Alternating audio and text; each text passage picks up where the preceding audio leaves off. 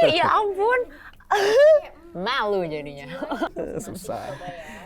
Susah soalnya Kita bagus jawaban semua. demokratis doang. Iya. Bunda gak akan ngerti apa yang saya rasain gitu kan rasanya. Nyuri, nyuci. Sebelum melanjutkan video ini, pastikan kamu sudah subscribe YouTube channel Grit. Halo Sobat Grit. Kami Rasukma, saya Eson. Dan saya Adele. Salam kenal. Boleh nggak sih nih Grit, Sobat Grit kepo nih mungkin. Awal mulanya terbentuk Rasukma itu kapan dan seperti apa? Oke. Jadi awal mula kami bertemu itu sebetulnya di sekolah. Ketika SMA kami satu sekolah.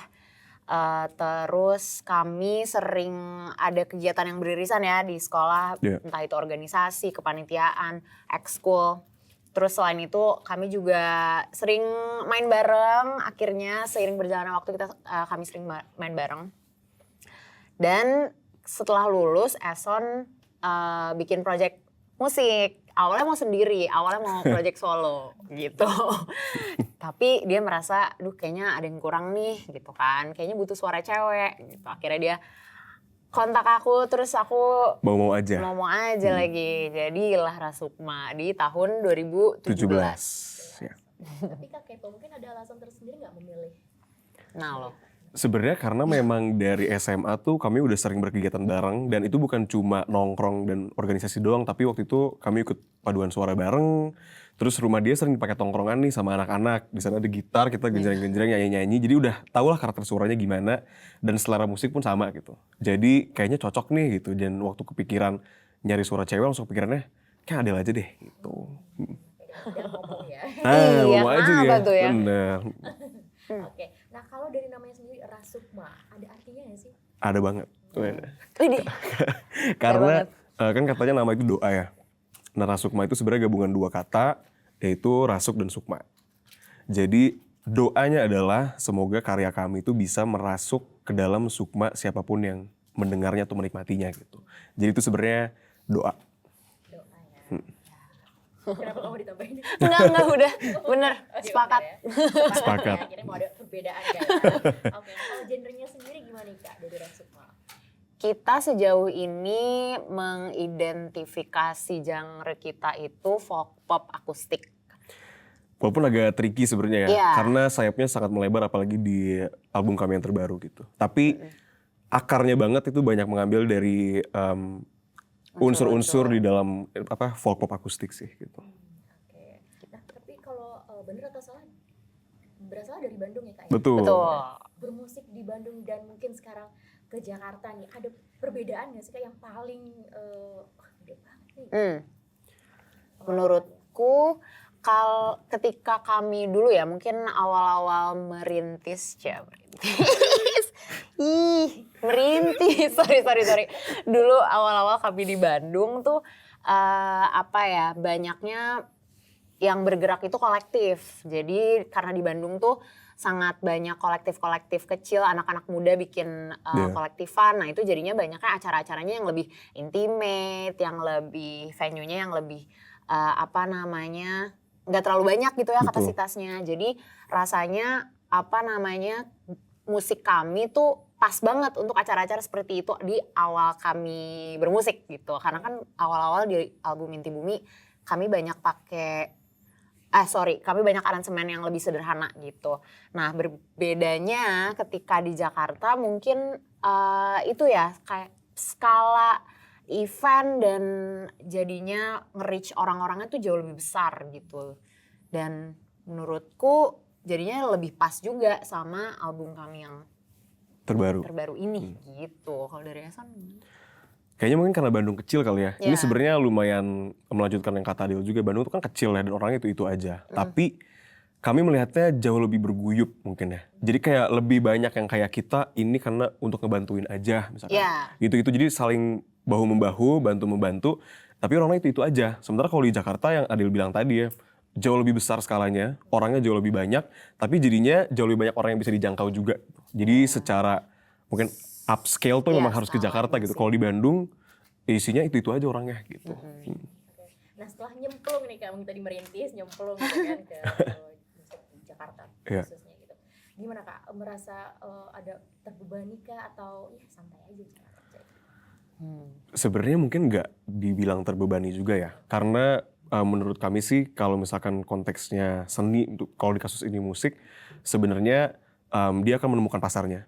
Mau kami basisnya di Bandung, mau kami basisnya di Jakarta, apalagi sekarang semuanya sudah digital, pasti musiknya akan mencari pasarnya sendiri. Jadi sebenarnya pertanggungjawabannya itu bukan, aduh sekarang di Jakarta kita harus gimana ya. Sebenarnya nggak kayak gitu, cuma lebih ke ini orang-orang baru buat kami, lingkungannya baru. Jadi gimana caranya kita bisa lebih banyak mengenal orang baru, lebih banyak main kesini dan kesana kalau di Jakarta gitu. Karena itu area yang baru banget lah buat kami gitu.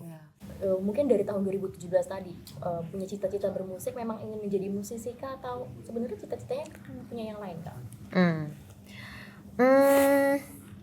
Kalau aku pribadi apa ya? Aduh ini akan agak klise sih ya, cuman kayak apa ya? Musik selalu jadi sesuatu yang pengen dikejar tapi gak dikasih pressure gitu loh. Maksudnya aku tidak membawa banyak ekspektasi di profesi itu gitu. Karena aku juga punya mimpi-mimpi lain di luar musik gitu. Jadi sebetulnya kalau aku pribadi aku pengen pursue musik gitu ya. Tapi aku juga pengen berkembang di bidang lain, pengen punya sesuatu dan produk di bidang lain juga dan punya skill di bidang lain juga biar nanti aku bisa grow secara melebar gitu. Kalau aku sih. Mungkin kalau saya dari kecil tuh emang dicemplungin ke musik sebenarnya. Jadi waktu kecil tuh kayak semacam penyanyi cilik dulu gitu. Punya duo gitu lah sama teman playgroup. Dari dulu emang suka musik, suka tampil, dan akhirnya suka bikin lagu dari SMA. Nah dari situ sebenarnya kepikiran, aduh kayaknya jadi musisi aja kali ya gitu. Dan waktu kuliah tuh mikir kayaknya nggak mau kerja kantoran deh. Tapi ya kan tidak semudah itu ya. Betul. Untuk bisa hidup sepenuhnya dari seni gitu. Jadi akhirnya nyoba kerja kantoran ternyata seru juga. Dan banyak hal-hal yang kayaknya nggak akan didapetin dari seni yang didapetin di kantor juga sebenarnya gitu. Benar. Baik itu ilmu ataupun validasi dalam bentuk lain lah. Gitu. Jadinya sekarang saya bersyukur banget bisa jalanin dua-duanya sekarang gitu. Entah sampai kapan tapi untuk sekarang sangat bersyukur.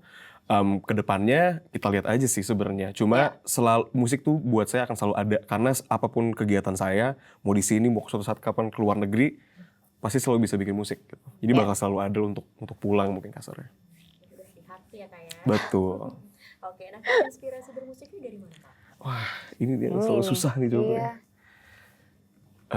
Sebenarnya tuh kalau untuk Rasukma khususnya itu banyak berkiblatnya dari musisi-musisi yang genrenya mirip ya. Folk pop akustik juga. Mungkin kalau waktu masa kami pertama berteman tuh banyaknya Payung Teduh, Bandanera, Endayan Resa, atau mungkin keluarnya tuh Kings of Convenience atau ya pokoknya yang banyak akustik gitunya ya. Tapi makin kesini makin melebar juga secara referensi dan sebenarnya musik yang kami dengerin secara pribadi juga sangat jauh berbeda banyak ya. Iya banyak yang beda. Iya banyak irisannya tapi banyak banget yang berbeda. Kayak misalkan kalau aku untuk Rasukma banyak nyuri-nyuri dari misalkan dari Radiohead misalkan atau nyuri Jadi belum selesai Kak? Ya banyak nyuri dari musisi-musisi yang jauh suaranya dari folk pop akustik cuma banyak unsur yang saya curi gitu. Adel beda sih. Kalau aku pribadi mungkin lebih banyak ngambil inspirasinya ke apa ya warna suara ketika nyanyi gitu. Aku banyak banget. Untuk Rasukma ya terutama banyak dengerin The Staves buat layering vokal dan harmonisasi. Terus banyak dengerin Fleet Foxes juga buat cara dia bernyanyi dan kayak gimana sih mau dibawa dan dinamika dan lain-lainnya. Kalau arahnya sih inspirasinya ke sana ya, maksudnya kayak ngambil belajar dan lain-lainnya tuh dari sana sih. Dan banyak lagi sih yang lain deh referensinya. Tapi aku juga penasaran sama Kak Adel ya. Yeah. Adel anak teater bukan sih? Karena beberapa di YouTube-nya gitu ya. Kayak menari-nari. Emang konsepnya seperti itu ya? Masa sih? Ya ampun. Kayak Malu jadinya. jiwa gitu ya. Makasih banyak ya ampun. Itu kayaknya saya karena ekspresif aja ya. Kayak agak jadi natural akhirnya gerak-gerak karena sambil nyanyi sambil cerita gitu kan. Dan musik Rasukma kan banyaknya kayak cerita ya. Jadi kayak secara natural berekspresi dan berkoreografi mungkin tipis-tipis, tapi basically emang ekspresif aja ya, kayaknya agak berlebihan gitu. Apakah iya kan berlebihan? Pada takarnya aja sih. Iya. Ya, masih aman lah ya. Masih aman. Aduh, aku cemen lagi yang gini-gini. Gini bisa ada. Ya lu cukup fun lah itu ya. Lu cukup fun itu ya.